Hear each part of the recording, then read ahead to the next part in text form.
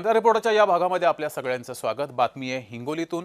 हिंगोलीमध्ये सांडपाणी रस्त्यावर आलेलं आहे, त्यामुळे मोठ्या प्रमाणात इथे आरोग्याचा प्रश्न निर्माण झालेला आहे। पावसाळा तोंडावर आहे तरी सुद्धा स्वच्छता ही शहरामध्ये करण्यात आलेली नाहीये, त्यामुळे नागरिकांचं आरोग्य धोक्यात आलेलं आहे। नागरिकांनी प्रशासनाविरोधात संतापही व्यक्त केलाय।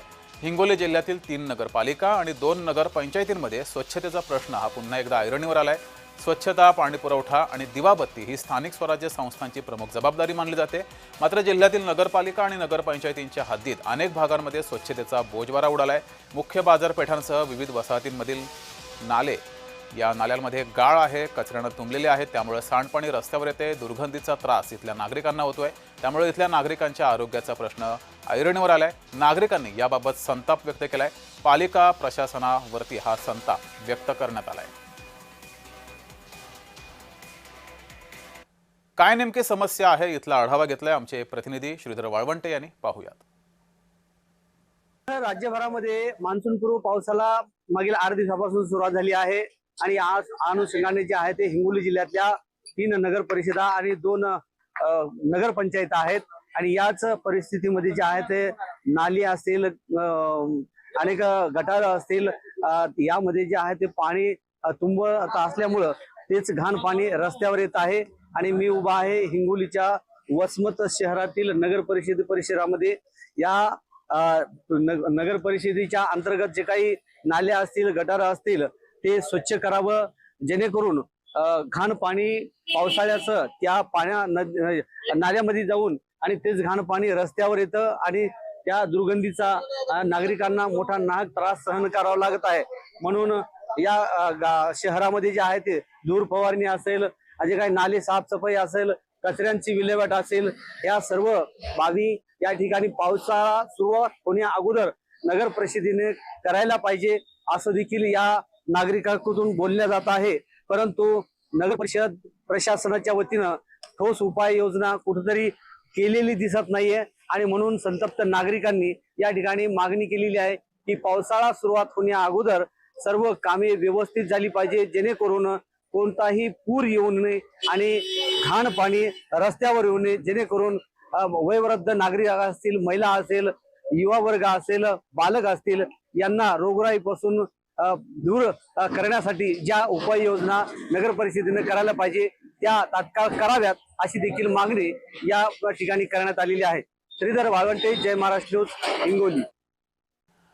तर स्थानिक नागरिकांनी संताप व्यक्त केलेला आहे, त्यांच्यासोबत बातचीत केली आहे आमचे प्रतिनिधी यांनी। पाहूयात। मी उभा आहे हिंगोलीच्या वसमत नगर परिषदेपाशी आणि या ठिकाणी जे आहे ते आता आंबेडकरी नेते या ठिकाणी दिवाकरजी पुंडगे आहेत।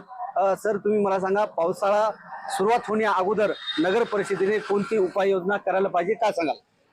खरं पाहिलं तर पावसाळ्याच्या तोंडावरती नगरपालिकेनं युद्ध पातळीवरती जास्तीचे कामगार नेमून शहरामधील जेवढे मोठाले नाले आहेत ते साफ करणे, त्याच्यानंतर छोटे नाले जे आहेत ते पहिल्यांदा साफ करून घेणे आणि सगळी शहरामधील झाडझूड करून स्वच्छता, ज्या की कॅरी बॅग, पन्न्या, वास्तविक पाहता नगरपालिकेनं कॅरी बॅगवर बंदी आणायला पाहिजे, परंतु नगरपालिका या बाबतीत कुठलीही ठोस भूमिका घेत नाही।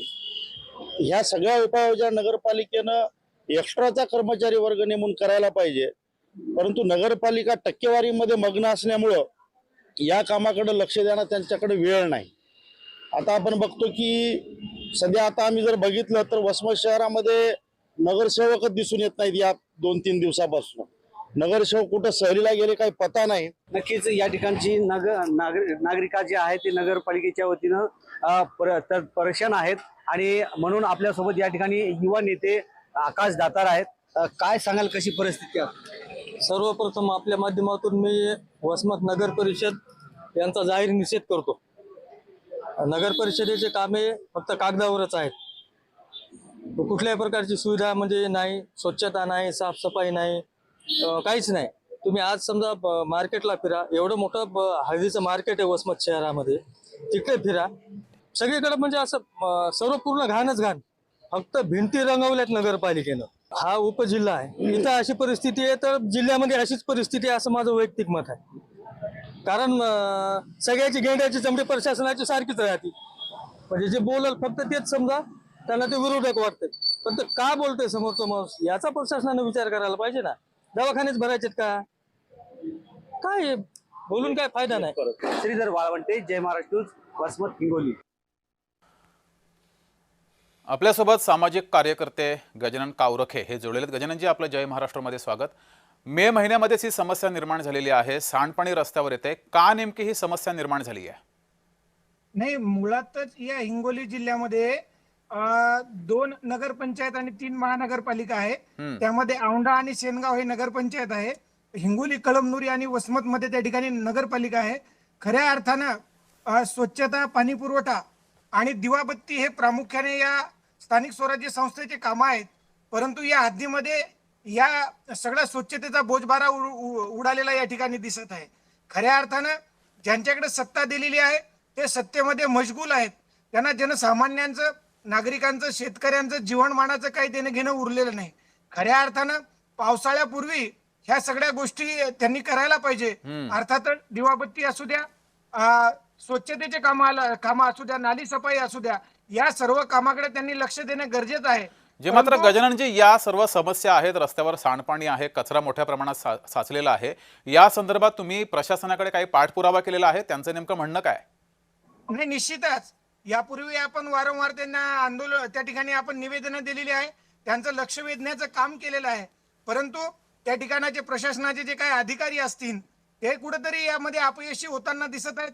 त्यांना जनसामान्याचं कुठेतरी काही देणं घेणं उरलेलं दिसत नाहीये. यामध्ये कायमस्वरूपी त्यांनी कंत्राटी कर्मचारी आहे, घंटा गाड्या आहे, कचराच्या ज्या काही गाड्या आहे यांच्याकडे लक्ष द्यायचं, त्या व्यवस्थित ठेवायच्या. किंबहुना शेतकऱ्यांच्या, नागरिकांच्या त्या ठिकाणी जीवनमानाचा प्रश्न आहे ना. आज मला तुम्ही सांगा, जर या घाणीमुळं तुमच्या डेंगू सारख्या, मलेरिया सारखे आजार होतात, मग आमचे लहान लहान मुलं आहे, वयोवृद्ध नागरिक आहे, ते जर या गोष्टीची लागण झाली तर मग त्यांनी काय करायचं आहे? आणि हेच नव्हे तर तुम्ही जर हिंगोली जिल्ह्याच्या जे काही सरकारी दवाखाना आहेत त्याच्यामध्ये जरी गेलं तरी घाणीचं साम्राज्य त्या ठिकाणी निर्माण मात्र झालेलं आहे. गजाननजी, आता हा रस्त्यावर मोठ्या प्रमाणात कचरा आहे, सांडपाणी रस्त्यावर येतंय, तोंडावरती पावसाळा आहे, पावसाळ्यामध्ये ही समस्या अधिक गंभीर होऊ शकते. या सर्व पार्श्वभूमीवर तुमचं पुढचं पाऊल काय असणार आहे? प्रशासनाकडे तुम्ही काय मागणी करणार आहात? अगदी एकदम चांगला प्रश्न विचारलाय तुम्ही. प्रशासनाला आमचं हेच मागणी असणार आहे, हेच सांगणं असणार आहे की आपण आपल्या कर्तव्यापासून पळ न काढता, जनसामान्य नागरिकांच्या जीवनाशी खेळ न करता, तुम्ही जे काही स्वच्छतेचे काम आहे तात्काळ तुम्ही कामाला लावा. नाली सफाई व्यवस्थित करा, कचरा व्यवस्थापन व्यवस्थित करा.